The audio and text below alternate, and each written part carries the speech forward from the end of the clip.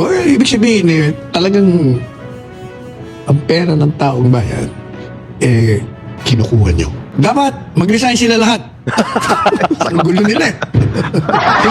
Hindi ba si Senator Grace Poe at si Congressman Zaldico, yung mga Finance Committee Chairman? Problema nga sa kanila. Wala lahat eh. Puro, ewan ko ba kung ano nangyari sa mga, yung ang tatapang ninyo nung panahon ni Presidente Duterte, ang gagaling ninyo, ngayon tahimik kayo lahat.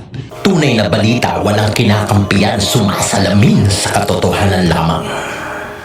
What's up mga kayon? Welcome back pa rin syempre dito lang sa Joe Malone TV para sa programa natin na Issue ng Bayan, ating pag-usapan. Today is January 22, araw ng Miyerkules dito sa Pilipinas. Kaya magandang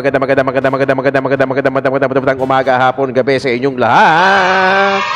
Maraming salamat po sa mga viewers natin, yung mga laging tumatambay, nakikinig at nakikipagtalakayan dito sa programa natin. Siyempre, yung mga viewers natin sa ibang bansa, lalo-lalo na yung mga OFW na nagtatrabaho dyan, pati na rin dito sa Pilipinas, Luzon, Visayas, Mindanao. Oh my God. Diba?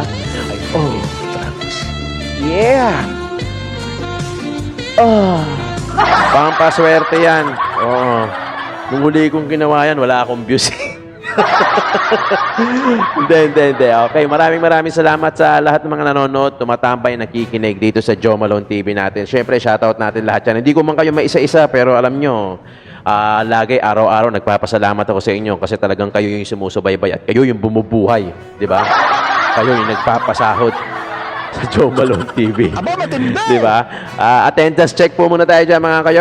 Paki-comment naman dyan kung sa kayo naroroon at nanonood dito sa programa natin ay Issue ng Bayan. Kung watching from Sweden, watching from Switzerland, Alaska, di ba?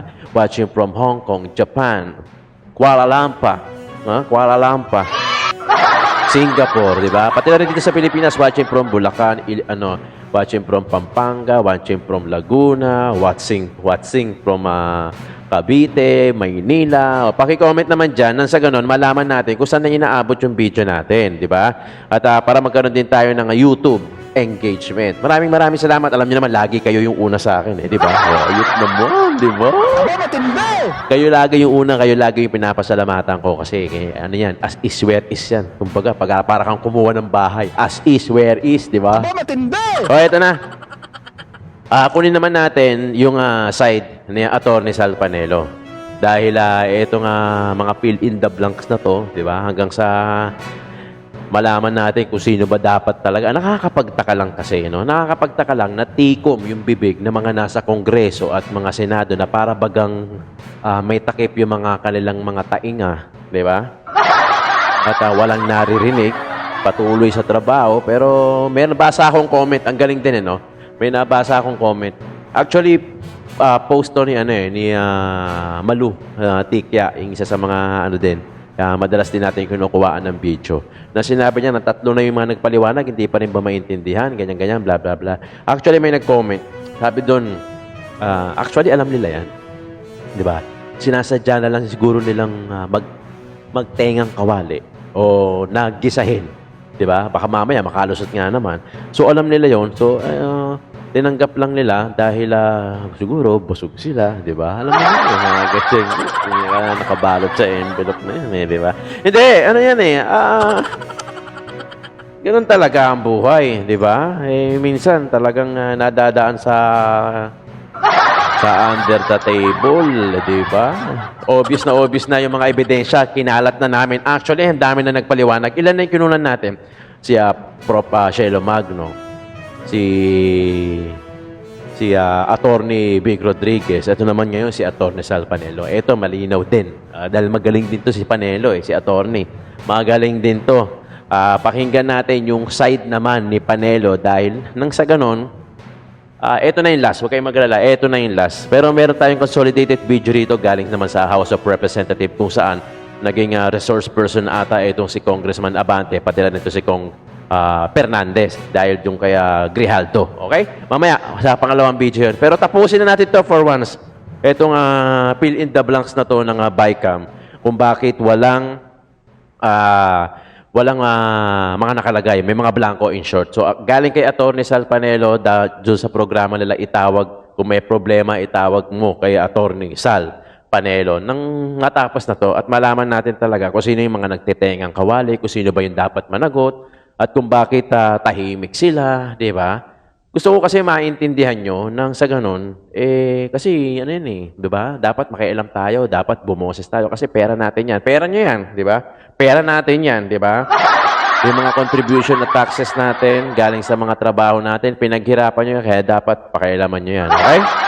Issue ng bayan natin pag-usapan. Huwag nyo kalimutan mag-like and share. Sa mga bago, mag-subscribe din kayo at click nyo na rin notification bell para lagi kayo updated sa mga videos na ina-upload natin. Yun naman ay supportan nyo para sa mga content creator na tulad natin. Si Congressman Unga, meron yung sinasabi, yung binanggit mo, Yes. na yung BICAM report, may mga kulang, mga items na walang programa, pagkatapos walang mga pirma, yun ang sinasabi niya. Kaya ang response naman ni Presidente Duterte, kung totoo yun, may diferensya. O madalit sabi, pupunta kayo sa kulungan. In other words, he was just expressing a legal opinion. Oo, totoo. Oh, di ba? Di ba? Di ba? Kung totoo yung mga sinasabi, ito naman si... Yan ang keywords. Yan ang Kung problema. totoo. Alam mo, ang problema kasi mawalang galang na sa Presidente Marcos Jr. Unang-una, dapat po kasi hindi na kayo ang sumasagot dyan. Yes. Dapat meron kayong spokesperson. Yes. Kasi apparently, I don't think na narinig nyo yung video mismo. Kasi kung narinig yung video, makikita mo na hindi naman siya nag-aakusa, nag-express ng opinion legal. Ang problema, yung mga nag-feed sa inyo, mali. Alam mo, maraming tinitid sa kanyang mali. Yes. And he responds on the basis of wrong statements and information fed to him. Kaya nagkakaloko-loko. Galing, Klarong-klaro Pero ang tingin ko, ang punto ni Congressman Ungkab ay ganito. Bungat, oo. Ungkab. Sabi niya, yung BICAM report, lumalabas nga na may mga items noon, appropriations, na walang programa. Kablangko. Marami doon na hindi nakapirma. Si Senador Bongo, kadiner din namin gagawin ni Presidente Duterte. Sabi niya, di ko nga pinirmahan yung BICAM. Yes. Ba't ko naman pipirmahan yun? Tinanggal nga nila yung PhilHealth. Number 1 ako sa PhilHealth na pati doon sa kanyang malasakit center, di ba? Ngayon, ang punto ni Congressman Ungab, yung BICAM report may diferensya. Ibinigay ngayon sa executive. Parang ang pinakapunto niya, pinil in the blanks nyo Yung unprogram, naglagay ngayon ng programa, dapat Kongreso naglalagay nun Yes. Hindi niya ginawa. Another problem mo kasi, yung bicameral committee, ever since, my view as a lawyer is that this is unconstitutional. Kasi maliwanag naman ng batas ang saligang batas na ang deliberations sa upper house, lower house. Ngayon, ang ginawa nila, pag hindi nagkakasundo, gumawa sila ng mga kinatawan ng bawat sangay. Sila-sila lang yun Kaya hindi ba sabi ni Vice Presidente Sara Duterte. Inday, sabi niya ito lang, ito, dalawa lang na ito. Okay, napalitan dahil doon sa rally sa Luneta. Ang problema, ang pinalit naman, mas worse. Ano ang problema? Anyway, so ang pinakapunto, illegal nga yung BICAM, pero nandyan wala pang nagki-question sa Korte Suprema. So parang ang ginawa, yung executive ang naglagay doon sa General Appropriations Act na pinirmahan. Yun ang punto ni Congressman Ungab. Na yung trabaho namin, blanco na namin para gawin, lagyan nyo na lang. Guess niya ba? So, kayo rin ang nasunod. Mali ho yun. Kaya ang opinion naman ni Presidente, kung totoo yun, mali nga. So he's not lying on anything. Nagpapahayag lang siya ng opinion. Attorney Sal, para lang din maintindihan ng mga kababayan natin. Kasi, ang nakaabot atang tanong kay Pangulong Bongbong Marcos, mali Kasi parang tinanong sa kanya, ano bang masasabi siguro ninyo na may blank items po doon sa GAA, yung national budget? Iba yung sa BICAM. Ano masasabi niyo? Sabi ni Presidente Duterte, may mga black items daw. Hindi naman niya sinabi yan. Ang sinabi ni Presidente, kung totoo yun na sinasabi nitong kongresistang ito, ay may diferensya talaga. Baka punta kayo sa kulungan. Yung po ang sinabi niya, talagang... In fact, sinabi pa nga ni Duterte, napanood ko kasi yun In fact, sinabi pa nga ni President Duterte, i-correct nyo, parang correct it, di ba? Dahil may mga blanco nga. Di ba? Ganun pa nga sinabi ni President Roa Duterte. Yung BICAM report, yun yung may problema, yun yung mga issue. Ngayon, Attorney Sal, sino ba dapat, among the members of the Bicameral Conference Committee, yung dapat magpaliwanag dito? Dapat, mag-resign sila lahat. Ang gulo nila hindi ba si Senator Grace Poe at si Congressman Zaldico, yung mga Finance Committee Chairman? Problema nga sa kanila. Wala lahat puro Ayaw ko ba kung ano nangyari sa mga, yung ang tatapang ninyo nung panahon ni Presidente Duterte, ang gagaling ninyo, ngayon tahimik kayo lahat. Parang bang tinakpan lahat ang bibig nila at yung tenga nila tinakpan din. Wala silang narinig, wala lang silang sasabihin. Yan, kaya di ba? Alam mo, natutuwa ako pag nababasa ko yung mga komentaryo yan. Mukhang maganda yung revolutionary government sinasabi ni Panelo. Kung ngayon gusto Parang naisipan na gusto na nilang i-abolish kasi nga ang daming mga palpak na ginagawa ang Kongreso. Wala to Rizal, dito sa kasong ito, yung mga senador, ano bang specific na legal na violation ang kakaharapin ito? Kung, yan, ito totoo na pinirmahan nga ito ng BICAM conference, yung mga senador at congressman, ilang senador at congressman, tapos nakaabot din dito sa ginawang batas na pagdating sa executive. Alam niyo, ang punishment niyo, huwag yung botohan. Yun lang yun. Yun. Walang iba. Oo. Pero Attorney Sal, di kasi yung mga tao kasi yung taong bayan, parang hindi nila tanggap na ganito yung kaya 'di ba maraming nagsasabi pati yung mga businessman ay dismayado din sa budget ngayong taon 2025 at nagsasabi nga pinaka-corrupt na budget ito ngayong taon sa kasaysayan. Totoo yun. Kaya. Di ba yung aking article kahapon, it's the most corrupt-laden General Appropriations Act. Kasi nga, kita nyo, biro nyo, nagbigay pa ng 26 billion sa mga congressman. Para din sa mga ayuda yan, nagagamitin lang naman yung sa eleksyon. Nagbigay din ng 6 na billion. Ito namang, yung kapatid nung ng presidente, kontra daw siya. Kontra, hindi ito makakapasa dito. Yung, ano yun, yung ayuda. Akap. Yung akap. Ayun, niyakap niya rin. Niyakap niya. Kasi nakatanggap din sila ng 6 billion. Nako. Yung mga senador, ayan, tinanggap. Mabuti ito si Senador Bongo. Saka palagay ko si Senador Robin Hood, hindi po birman. Natandaan mo, Attorney Sal, si Senator Amy Marcos may sinabi din na may blanco nga doon sa BICAM report kaya hindi niya pinirmahan.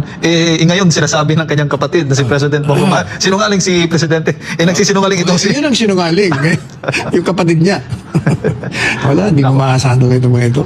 Siguro, sa part ng GAA, dahil wala naman talagang blank items na doon, totoo. Yes. Kasi nga pinila pa na. Pinila pa na. Totoo din. So, walang sinungaling sa kanila. Kung pagbabasihan yung kanilang mga pahayag, hindi siguro dapat ganun yung... dapat siguro doon ang Pangulong Bongbong Marcos magkomento dito sa BICAM report. Pero, Attorney Sal, kung totoo man, kung sino man ang nag-fill in ito, Ang sasabihin sa'yo ni Presidente Marcos Jr., as far as I know, when I signed it, wala akong nakitang blanco. Yes. Alam mo yan. so, ibig sabihin, nandito sa Kongreso. So, after the BICAM report, na pirmahan sa BICAM, di ba, i-endorse muli doon sa Kamara, sa Senado. No. So, nandoon lamang yung mga point person na posibleng nag-fill in ito, Dr. Sal. Wala. Sa tingin ko, yung sinasabi ni Ugam, most likely, totoo yun. Blanco kasi nakita niya blanco talaga eh. Kaya ang nag-fill up the blanks na yun, yung executive. Whether sino sa kanila, hindi. Basta sabihin ni Marcos Jr. Basta ako, nung pinirma ko yan, walang blanco dyan. Totoo naman. Totoo naman. Gaan naman kasi. Talaga wala namang bago. Totoo, kasi gaan BICAM eh. report, yung proseso mismo, anong Yun. point doon sa process na pinil in at nilagyan? Madalit sabi, niloko kayo naman ito. Kaya bahala na kayo. Nako po. So, paano na ito? Anong magiging implikasyon nito sa taong bayan, attorney? Ibig sabihin, talagang ang pera ng taong bayan, kinukuha nyo para gamitin nyo sa mga sarili. Yan ang implikasyon niya. Yun ang malinaw, di ba? Yun ang malinaw. Ibig sabihin, yung pera natin, na talagang na pinaghirapan natin, tinrabaho mo, tinrabaho ko, binawasan tayo sa true taxes na yan, according kay Atty. Sal Panelo, malinaw na kinukuha nila at ginagamit nila sa pang-personal. Yun na yun. Di ba? Ang nakakainis at ang nakakaasar, alam mo kung ano? Wala silang imik. Bingi-bingihan. Ang lower, pati na rin ang higher, pati na rin ang Senado. Di ba? Bingi-bingihan, parang Tama nga yung sinabi ni Atty. Sal Panelo eh. Parang tinakpan yung mga bibig, tinakpan yung mga tenga. Di ba? Ngayon, nagtatrabaho lang sila doon sa yung daily nila, yung daily jobs nila. Pero ito parang wala. Parang wala silang narinig na balita, parang wala silang narinig na nangyayari dyan sa BICAM na yan. Ayaw nilang pansinin. Di ba? Tama naman eh. Di ba? Tama naman yung sinasabi ni Atty. Sal Panelo na nagbibigay lang ng legal opinion si ex-president Roa Duterte regarding doon sa BICAM na walang pirma, na fill in the blanks, na walang detalye. Di ba? Kaya nga sinabi niya kung ano yan, i-correct niya yan, i-correct it. Di ba?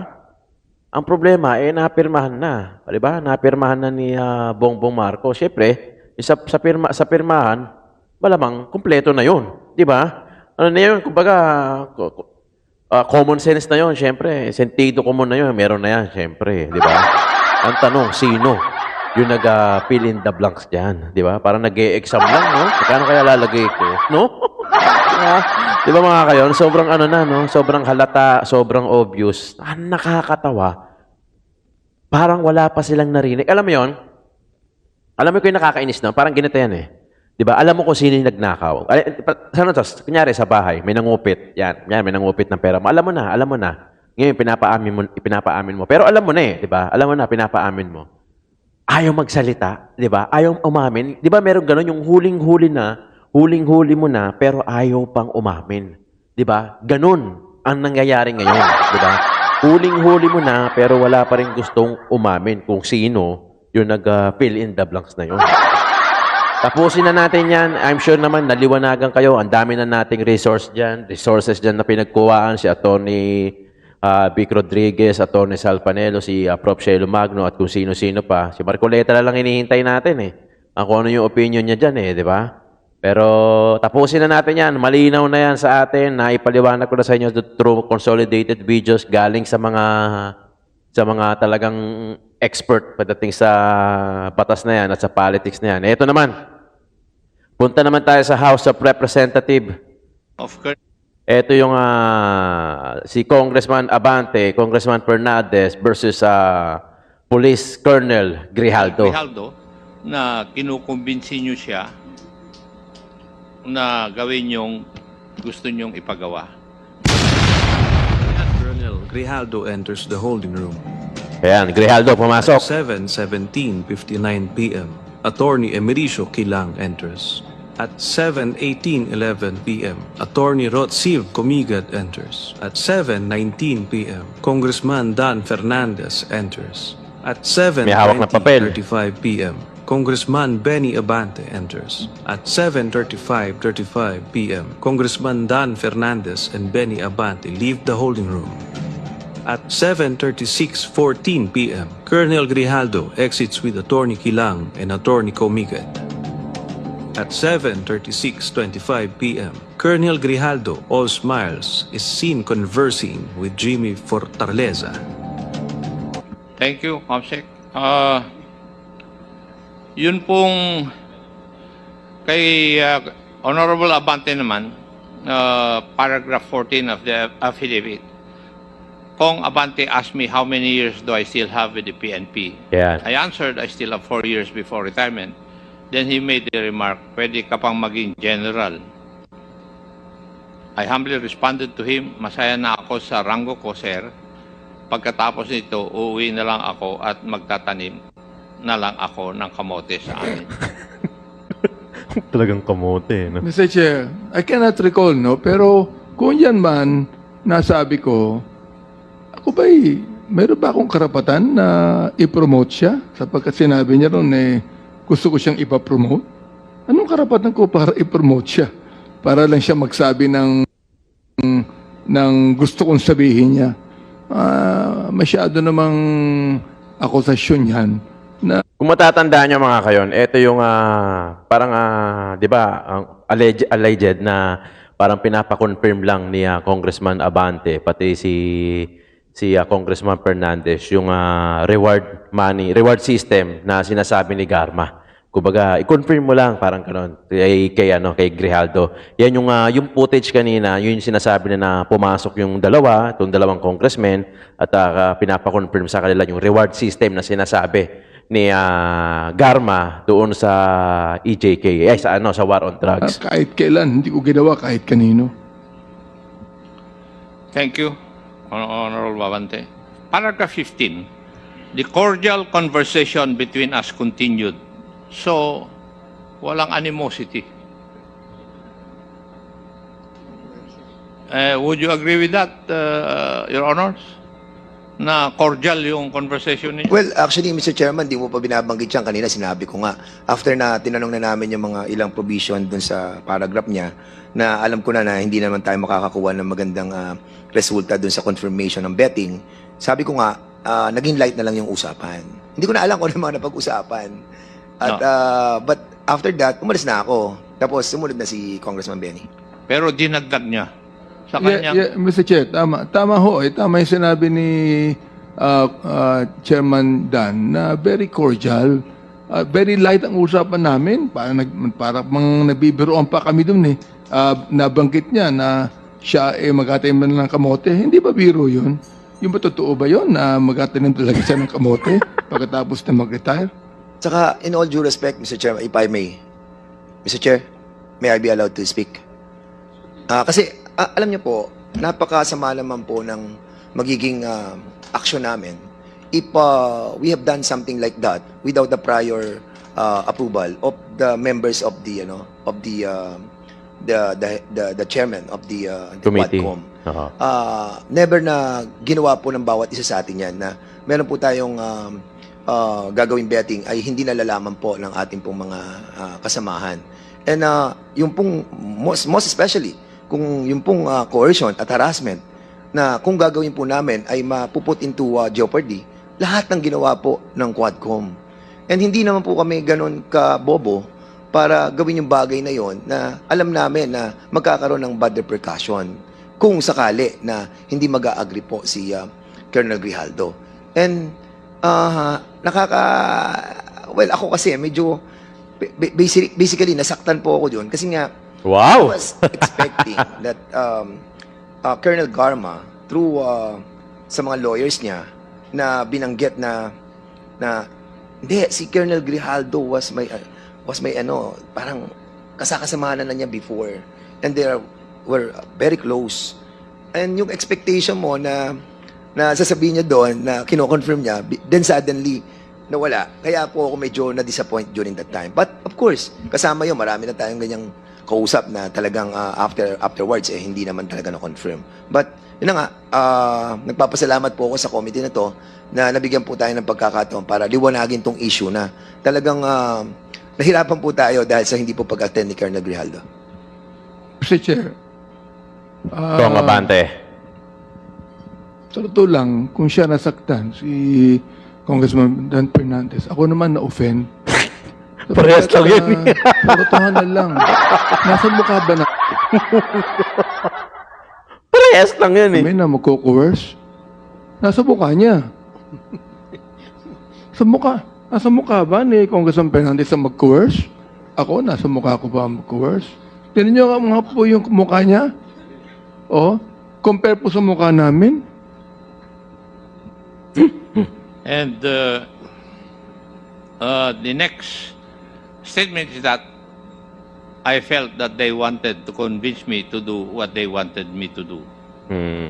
Yan yung i-confirm yung reward system. So, it was the na feeling sinasabi of ni Colonel Garma. Grijaldo na kinukumbinsi nyo siya na gawin yung gusto nyong ipagawa. That was his feeling. The intention may not be that.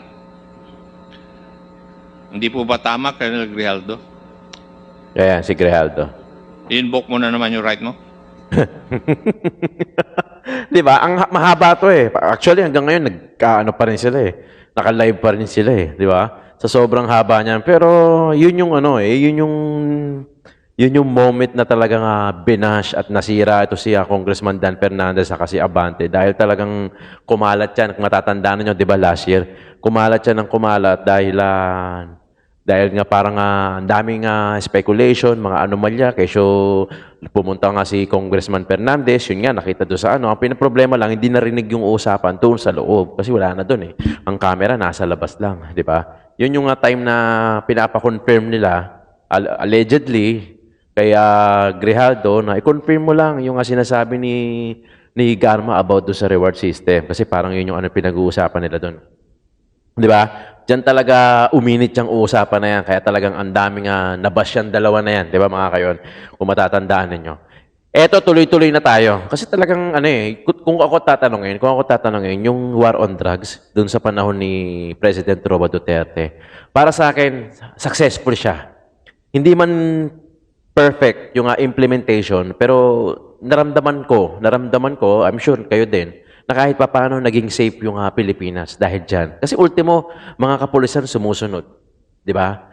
Marami silang listahan, mga barangay, may mga listahan kung sino yung mga talagang positive, kumbaga, nasa watch list, di ba?